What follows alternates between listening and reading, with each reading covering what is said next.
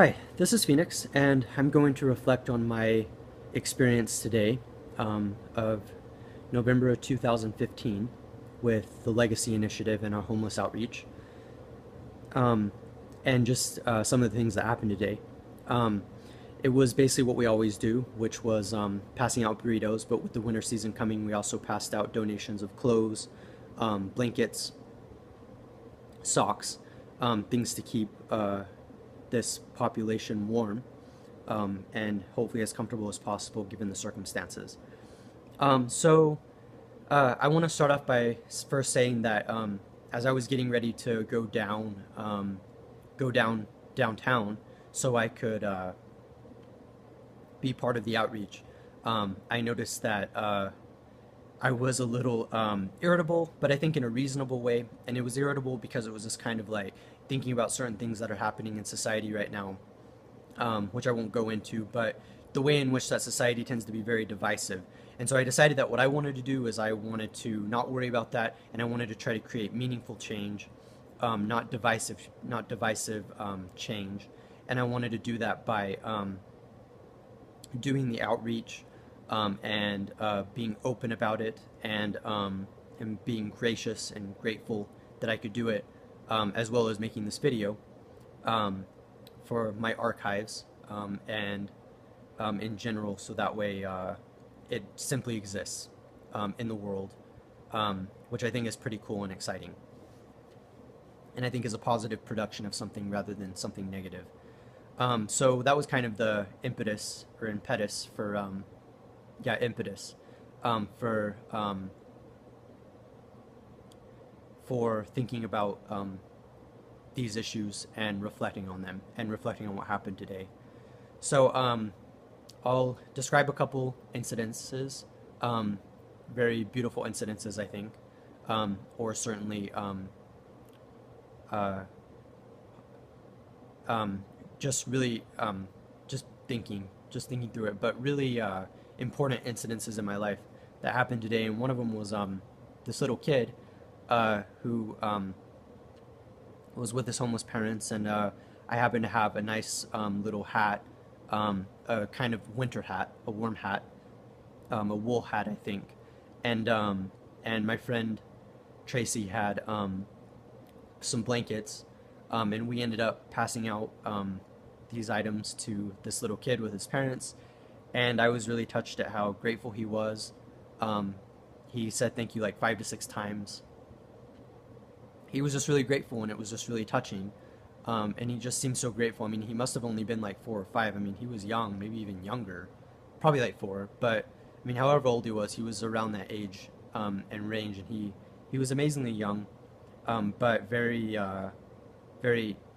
grateful for kind of the things that happened, or the things that we were doing for him.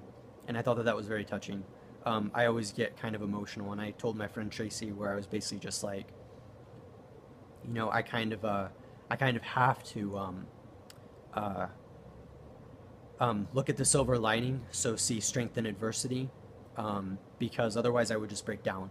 To think that there's kids out there, for instance, that are basically starving and are in the cold, um, and essentially abandoned by society is just really heartbreaking. And so you have to see the silver lining and see the gratitude in beautiful people, see um, the beauty.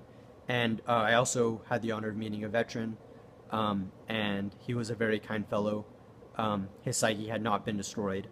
He, in fact, had a lot of wit and faith and confidence, um, despite his health. And I was really touched by that and how he didn't have a bitter attitude. And so I thanked him for serving. Um, so those were some really beautiful instances. I also talked to plenty of other people throughout the experience. I met a woman who got to enjoy some burritos.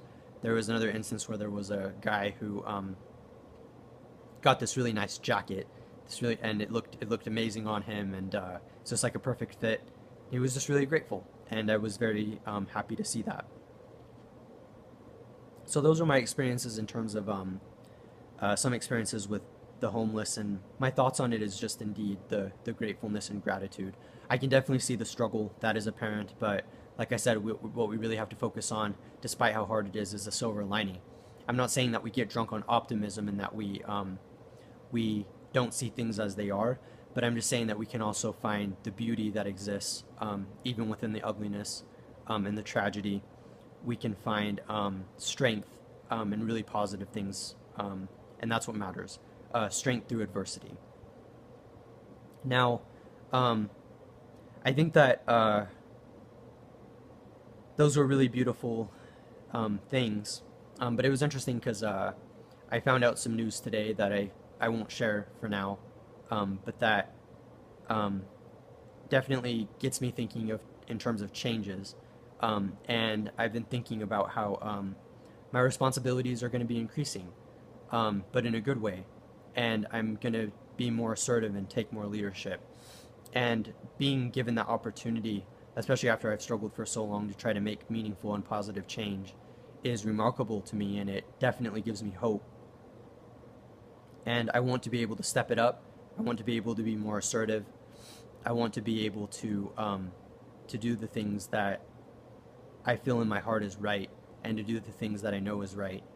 And the best way to expound this philosophy would be the idea that when we're scared, and we're scared out of our minds because we're afraid of what's going to happen, then we know that we're on the right track. And I have to admit I'm scared because I don't know what's going to happen with things changing. But I believe that it's going to be for the better. I believe that there's a lot of meaningful change that I can contribute with the Legacy Initiative and to continue to do. And I'm going to step it up. And I'm hesitant for these changes to come. I'm hesitant in terms of my own confidence, but I think that all of that's going to build as I become more assured with what I'm doing and understand. And I think it's really important that we continue to pass down these principles of compassion and empathy and respect and dignity for other people. And as I like to think of it, being there for people. And that actually leads me to another thing, the next point, which was the fact that I was interviewed twice today. So I was interviewed by someone, by a group that is part of, they're just their own group, and they basically want to shed light on kind of what's happening in Utah, which I think is cool. And then I was also interviewed by a film student who's making a documentary. And so there were some really great questions asked.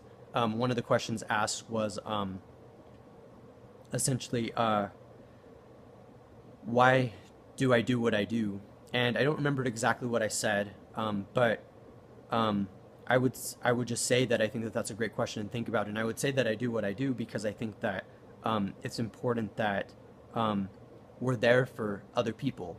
I think that it's important that we're compassionate towards other people, that we treat them with dignity and respect.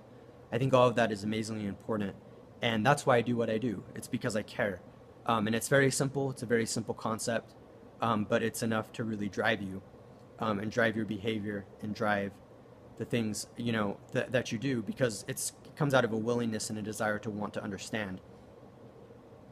And again, this concept of being there for people is really important. Another question that was asked was essentially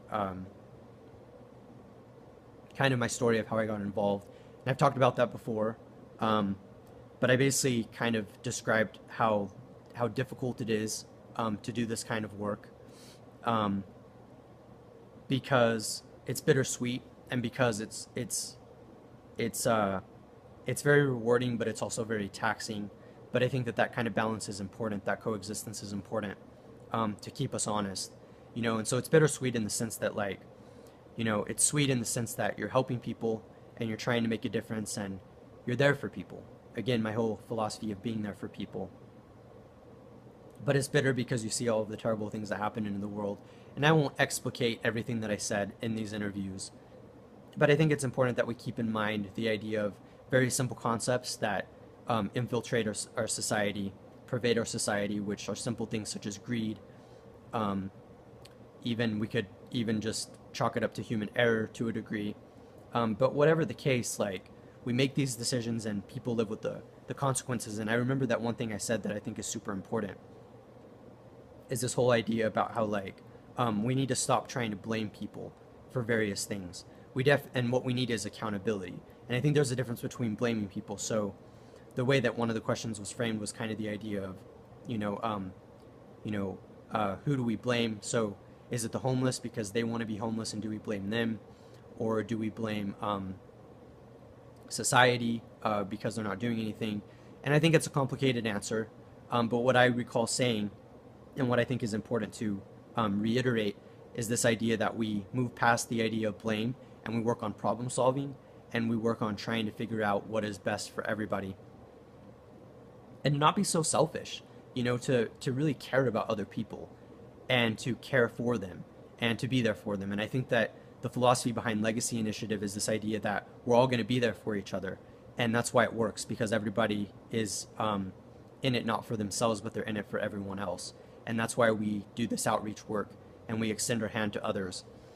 And so what we need to do, like I said, is get past this idea of blame and really just be there for other people.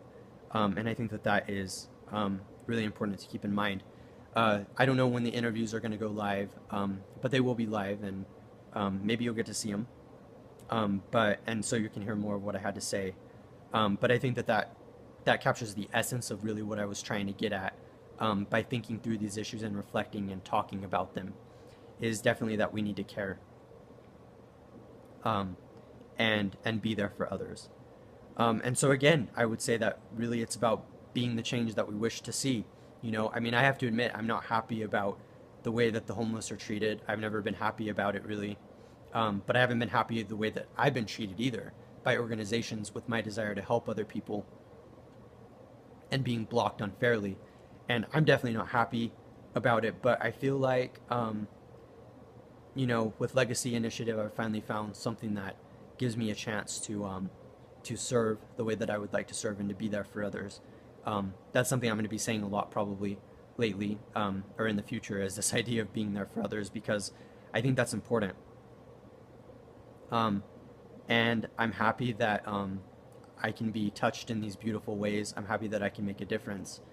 And I guess if I wanted to close this discussion and my reflections on what happened today, is just that how beautiful it was. And really what I'm left with is this feeling of gratitude and kind of this reminder that everything's going to be okay. We just need to care, and we need to be tolerant, and we need to love others, as cliched as that is. I always hate saying that because it's such a cliche and people have different definitions of love. But the idea is that, we need to be there for others, and that's what makes me tick. That's what makes me happy, because you can feel a kind of goodness being radiated. And that's one thing that I want to close on too, is this idea that when I was down there, downtown, some people see destitution and degradation, and that may be there to an extent, but what I see is people essentially fighting for their lives, fighting to survive and fighting to be here. And it's, to me, what's appalling is how we've allowed people that we should care about and should be there for to be in these situations. And of course, we can't do everything. Corruption exists anywhere, as I have been known to say. But that shouldn't stop us from having compassion. That shouldn't stop us from caring. So I'm really trying to think of a grand closing statement. I can't think of one, unfortunately. But I guess it would just be this notion that we really need to try to be there for others and to care for others, as hard as it may be. And it's very easy to judge. It's very easy to see people as destitute and degraded, and thus not worth their time. But that's a form of dehumanization, and we don't want to do that. And so the best way that I could close off this reflection is simply by saying that I care, and I'm going to continue to care, and I'm going to continue to try to make a difference where I can. And I hope that you will too. Again, this is Phoenix, and thank you.